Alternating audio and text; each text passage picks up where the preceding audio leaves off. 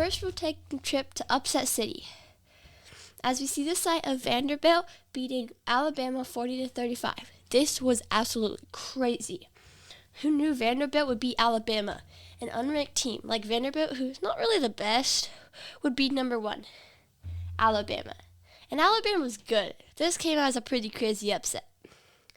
Next, we see Site 2, where number 4 Tennessee loses to unranked Arkansas 19-14. Not as crazy as the Alabama loss, but still crazy.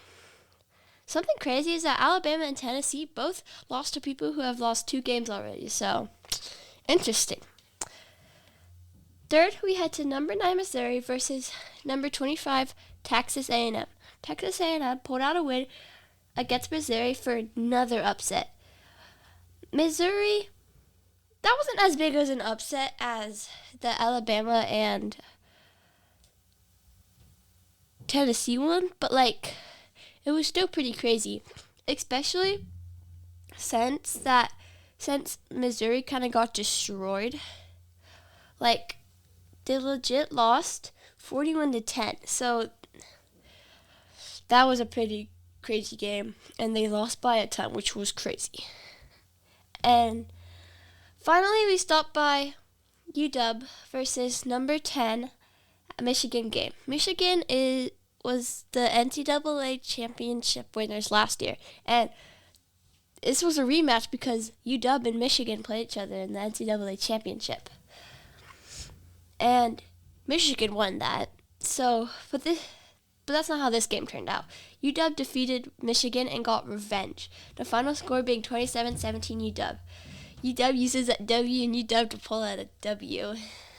So that was nice to see UW win. I like that. And then one more thing. Miami totally should have lost to Cal.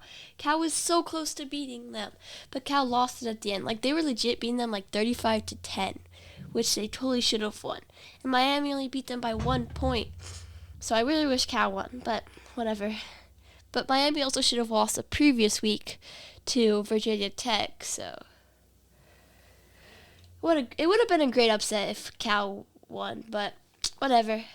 Thanks for joining our trip around Upset City. Okay, now we head to NFL scores. So the Rams and the Packers faced off Sunday.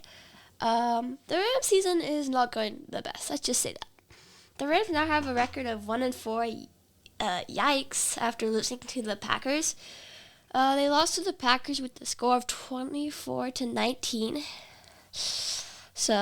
But the Rams have a bye week, so hopefully they can regroup and get together.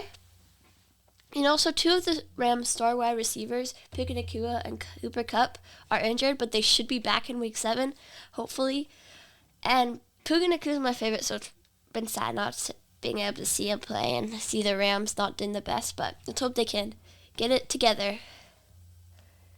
Okay, the Vikings and Jets. This was a really good game. They played in London, which was so cool.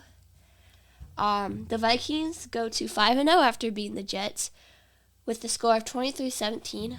Honestly, I'm surprised. I was not expecting them to be this good this season. Actually. They have the same record as BYU right now, which is kind of crazy to think about. But, yeah. And for the Jets, Aaron Rodgers is getting old. He's pretty ancient, but hey, age is just a number. And then the New York Giants versus the Seahawks. This was kind of a sad game for me, along with the Rams game. I wanted the Seahawks to win because I like them, because I'm also live in Washington, so kind of gotta like them. I would say the Seahawks played well, but not good enough. They ended up losing 29-20. They had a good start, and now they've lost their past 2 games, which is sad. But they could still pick it up. They got this. The Ravens versus the Bengals. I want the Bengals to win because Ryan Rico plays for them, and he's a W punter. But they lost, so the score ended up being 41-38. They went to overtime, and the Ravens won. But Kyle Ridley plays for the Ravens, and he's pretty cool too. And he also played for BYU. That's why. So at least one former BYU player won that game. This game went to overtime, so it was a pretty close game. And really wish the Bengals won, but that's okay. Calvin was pretty cool. So just some other scores. The Broncos beat the Raiders 34-18. Also a former BYU player. Both. The Colts lost to the Jaguars 37-34. Kind of expected. The 49ers sadly lost a close game to the Cardinals 23-24. The Bears beat the Panthers 36-10. Texans beat the Bills 23-20. The Dolphins beat the Patriots with a score of 15-10. Go Dolphins. They've had having a rough season, so I've kind of felt bad for them. And one of my friends is a Dolphins fan, so I want them to play well. And then the Commanders kind of crushed the Browns 34-13. And the Chiefs are playing against the Saints. Yay!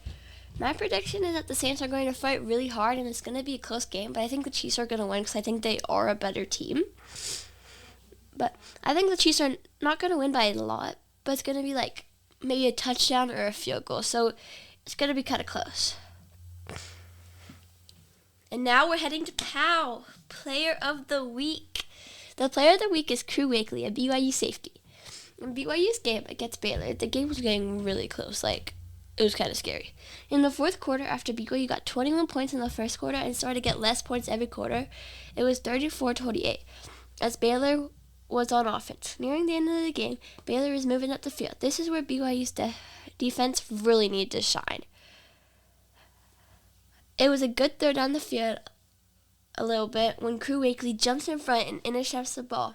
Oh, so wonderful. Crew Wakely saved the game. With about a minute left, BYU had the ball and won the game. Thank goodness for Crew Wakely, who played so well on defense. And if the Baylor player caught the ball, the Bears had a good chance of getting a touchdown. So I'm really grateful for that interception because, like, I'd be sad if BYU won. But now they're 5-0. If BYU lost, I'd be sad. But BYU's 5-0 now. Let's go. So, yeah, that's it for Let's Talk Football. Oh, actually, one more thing. Scratch that part. We have the college football rankings for week 7. So, Texas is ranked number 1. Ohio State is ranked 2nd. Oregon is ranked 3rd.